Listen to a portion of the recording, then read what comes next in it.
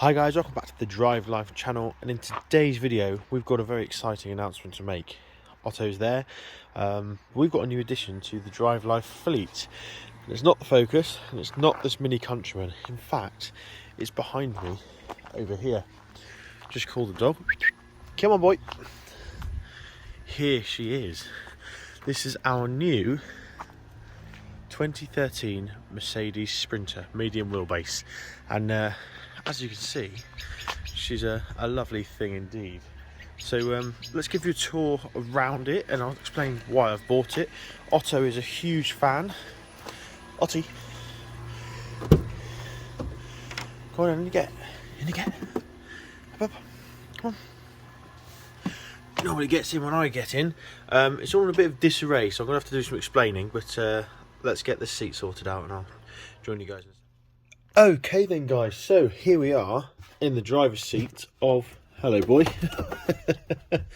of our new Mercedes Sprinter, or new to us anyway. So like I said, it's a 2013, oh we've seen some people he's not very happy with, and it is a Mercedes Sprinter medium wheelbase 313, so it's yeah, it's just a fairly decent truck overall. So as you can see, they'd normally have a bulkhead, but our bulkhead's been detached. It's over there because Mrs. DL and I are going to convert it into our adventure van. So you can see the tools here. I've just basically shut it up just to do this video, and yeah, as you can see, Otto fits in very well. So we've got a Hoover, but why have we bought this? Well, you may remember that we went on a trip to the Arctic Circle the start of the year, and we absolutely loved it. But the thing we found was, because we had booked Airbnbs along the way, we were pretty limited into how much we could explore.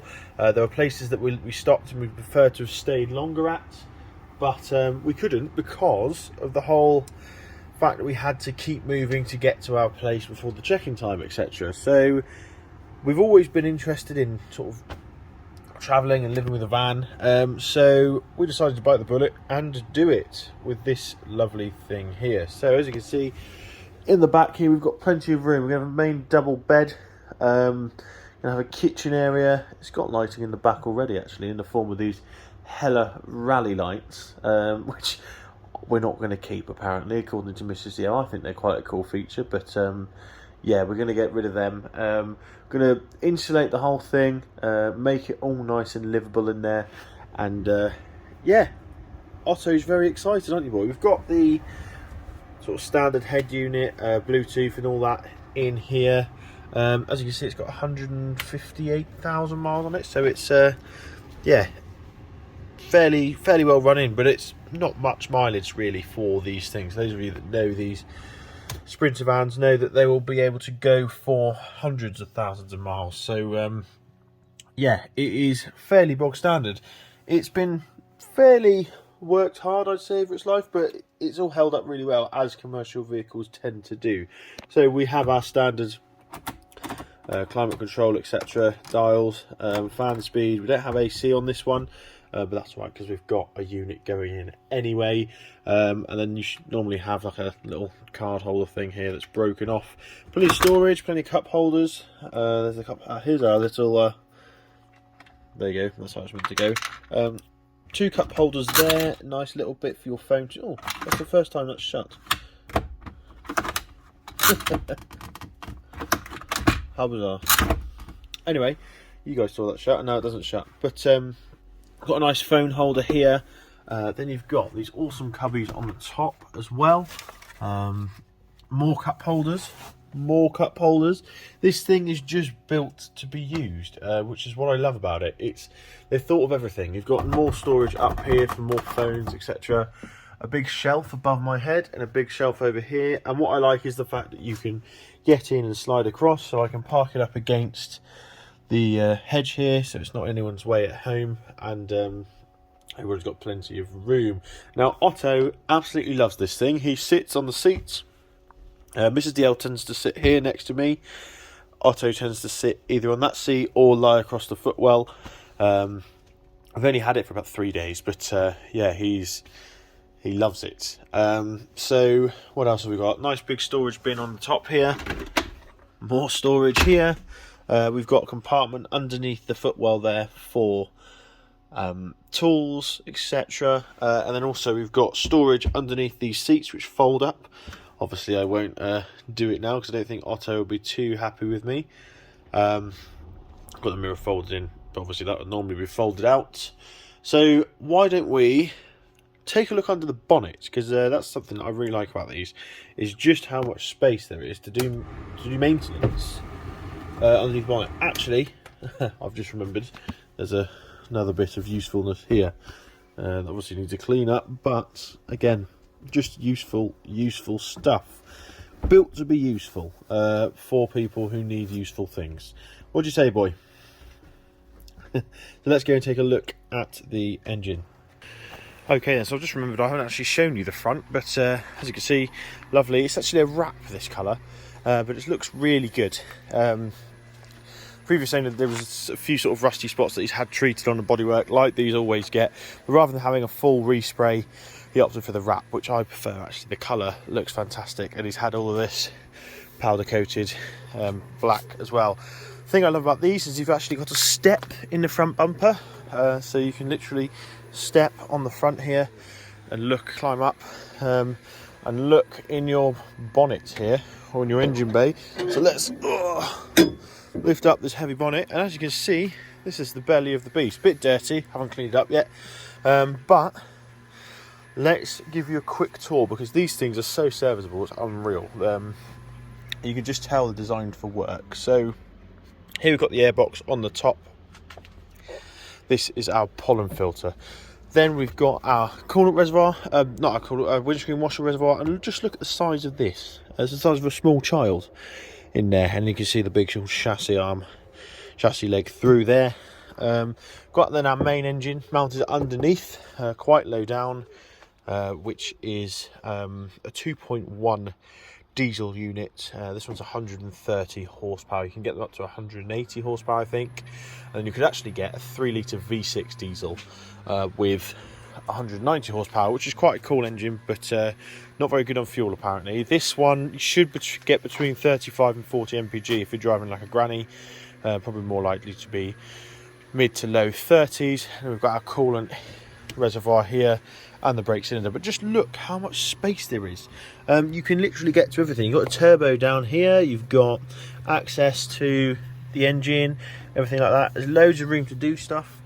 I'm excited to work on this. Even the oil filler can be moved and allow access to the oil filter and everything like that down there. So yeah, it's just a really good, well laid out vehicle. There's just loads of space in here, which is lovely. Access to the bulbs just there. Why would you need any sort of special compartments? You shouldn't have to remove the bulbs like you do, or remove the headlights like you do in the Volvo.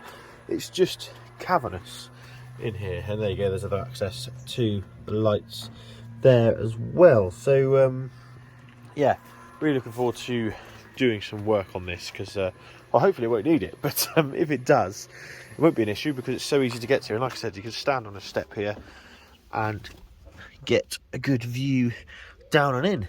So just to watch you don't hit your head on the bonnet like I just did. So we've got a strap here that I'm just going to poke in. What we could do with cleaning this up, couldn't I? There we go, just like that. That's shut. So let's take a look at the back. Where's Otto gone? There he is, handsome boy, good lad. It's lovely and cool in there, so don't worry about him getting too hot. So here we are then at the rear. Got these two big barn doors, which are excellent, and they lock in place like that, and like that. And then, as you can see, we've got a vast amount of space here. So this is 144 inches of wheelbase, this one. The long wheelbase ones are 170, so it's quite nice and compact, fairly easy to park and drive around sort of tight streets. As you can see, we've removed the bulkhead here, so if anyone knows anyone looking for a Mercedes Sprinter bulkhead, give me a message on Instagram at Drivelife Volvo, because we're looking to get rid of it. This van came with deadlocks as well, which is good.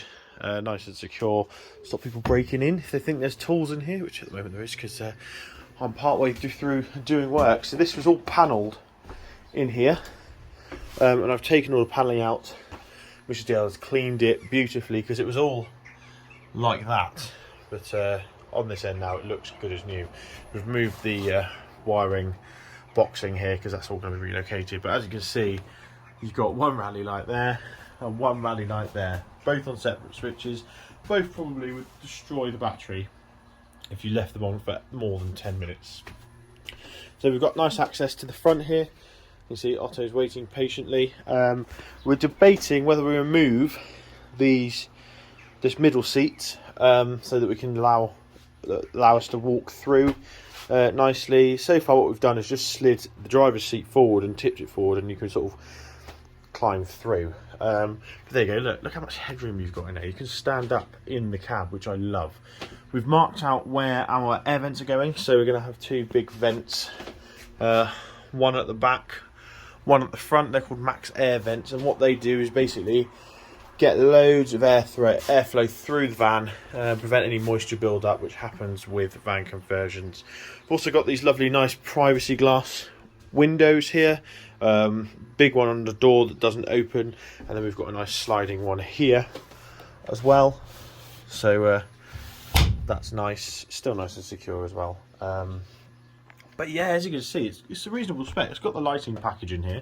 It's been disconnected, but you've already got existing wiring for lights, although we'll probably rip it all out and put our own lighting system in anyway. We want to have stuff like solar panels on the roof, make it so it can sort of last a week or so off grid in terms before you run out of gas. We're going to have sort of a propane hob and everything like that, and yeah, it's just going to be an awesome adventure van. I'm planning to do a lot of miles in this. Like I said, it's on 158,000 now, but it really isn't that much considering what these vans do. How are you doing, boy? Plenty of space for him. So yeah, really excited to get on with the build. I think it's a lovely looking van. I love the colour, and I'm really happy we've got it for a reasonable price. Very locally, actually. A lot of them were sort of Birmingham way and places like that, but for those of you that know sort of the rough place where I'm based, it's about an hour and a half away.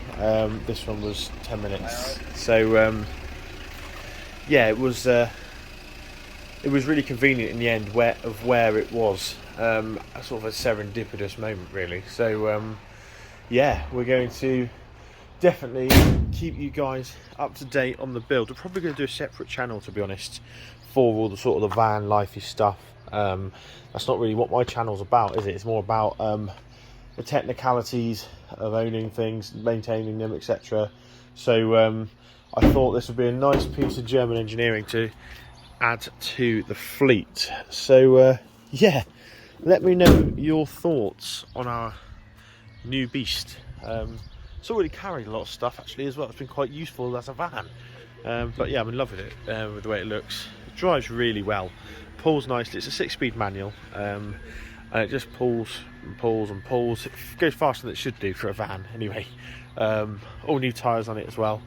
You can't really go wrong, can you? So thanks for watching. Don't forget to like, comment and subscribe. Let me know your thoughts in the comment box below, and I'll see you in the next video. Cheers.